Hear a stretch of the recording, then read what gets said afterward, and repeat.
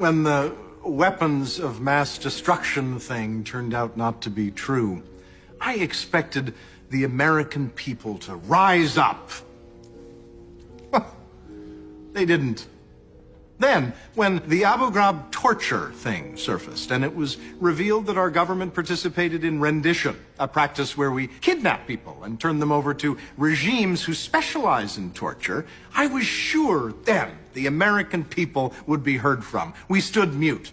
Then came the news that we jailed thousands of so-called terrorist suspects, locked them up without the right to a trial or even the right to confront their accusers. Certainly, we would never stand for that. We did.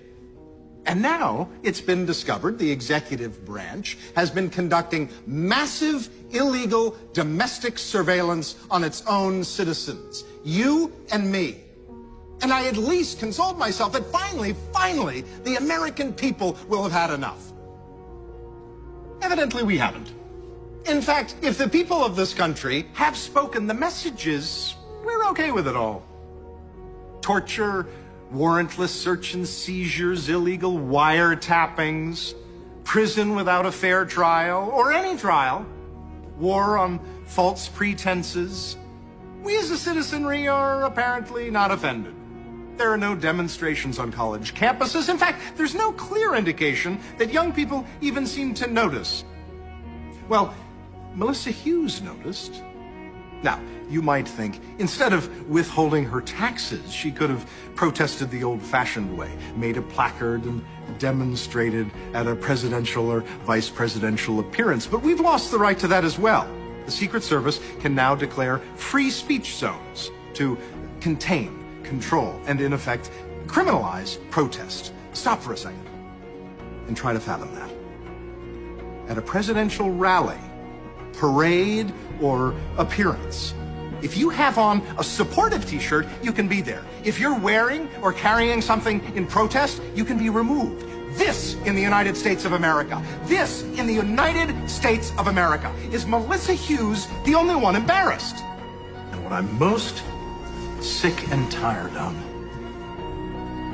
is how every time somebody disagrees with how the government is running things, he or she is labeled un-American. Evidently, it's speech time. And speech in this country is free, you hack. Free for me, free for you, free for Melissa Hughes to stand up to her government and say, stick it. Objection. I object to government abusing its power to squash the constitutional freedoms of its citizenry. And God forbid anybody challenge it. They're smeared as being a heretic. Melissa Hughes is an American. Melissa Hughes is an American. Melissa Hughes is an American. Mr. Shaw, unless you have anything new and fresh to say, please sit down. You've breached the decorum of my courtroom with all this hooting.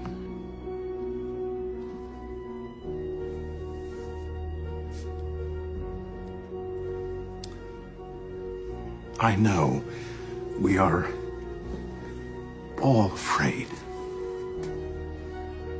But the Bill of Rights, we have to live up to that. We simply must.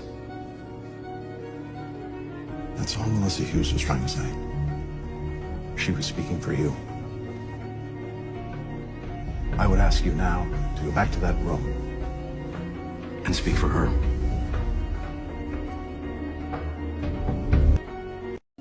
The Bill of Rights are the first 10 amendments to the American Constitution.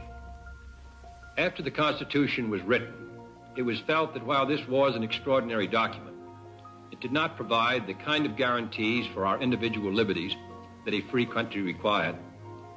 And therefore, under the leadership of James Madison, the first 10 amendments were adopted to the Constitution. We call them the Bill of Rights. They are the most extraordinary and detailed guarantees of individual liberty that any people on earth now possess.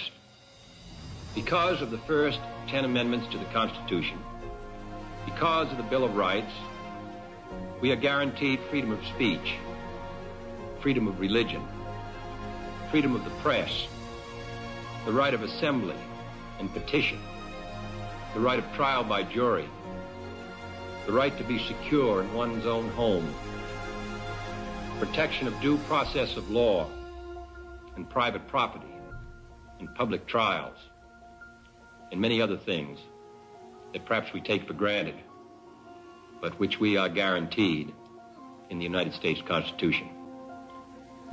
Even though the parchment of the Constitution of the United States and the Bill of Rights is old and fading in the Archives building here in Washington, nevertheless, this document, the Bill of Rights, has meaning in all of our lives every day.